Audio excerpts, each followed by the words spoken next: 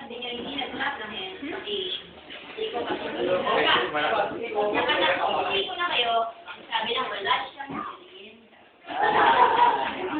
So, talk number na tayo ngayon. Talk number 7. Kala ko talk number binabago eh. Yan, talk number 7, the Christian family. Are you excited? Yes. Amen? Huwag muna kayo mag-merienda, take sila.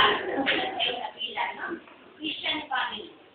Yan. So tayo, alam niyo naman yung pag-modern presentation sa mga kumpanya, tawag doon, sabi itong gano'n, yung PowerPoint, no? Ako din, may PowerPoint. Point, brother. PowerPoint.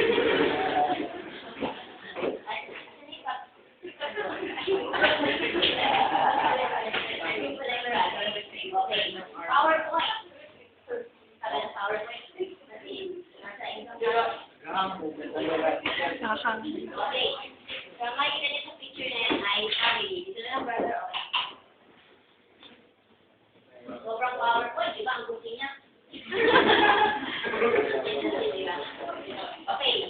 Dati, yung bata pa tayo, magkakapatch naman tayo. Anong meaning of family? Mother.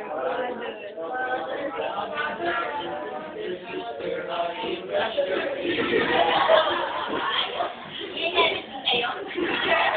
Sinenebit din kayo, malayang mararating na. Family, F-A-M-I-L-Y. Walang nakakaalam ng ano? Secret. Secret talaga ito. Secret code ko eh. Hindi nga. Father and mother, I love you. Ang ibig sabihin pala ng family ay isang tahanan na mayroong nanay at tatay na nagmamahalan. Okay, yun ang ibig sabihin ng family. Japan! Indonesia! Hindi ko rin alam. Ito, Indonesia. Japan, alam nyo eh. Okay, ano ba? Ito mabasa ng Japan. Just always pray at time. Italy. I trust and love you. Ano pa? Family. Family. Father and mother, I love you. Minsan, lahat naman po tayo, mayroong cellphone. Tanggapin ba yung text message na nakalagay? I found a message in my room. Sabi doon. Sabi ng tita ni Daw, AI.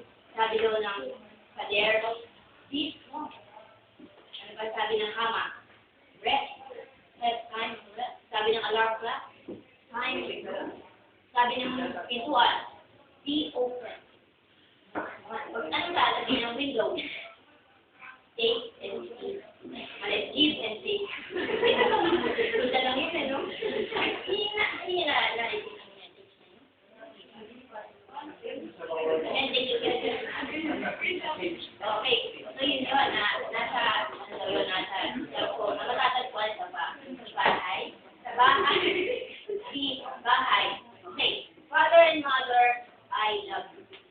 Meron akong sabihin sa inyo. Nire-request ko kanina sa service team na magkaroon kayo ng pen and paper. Can I see your pen and paper? Later, and pen. PowerPoint.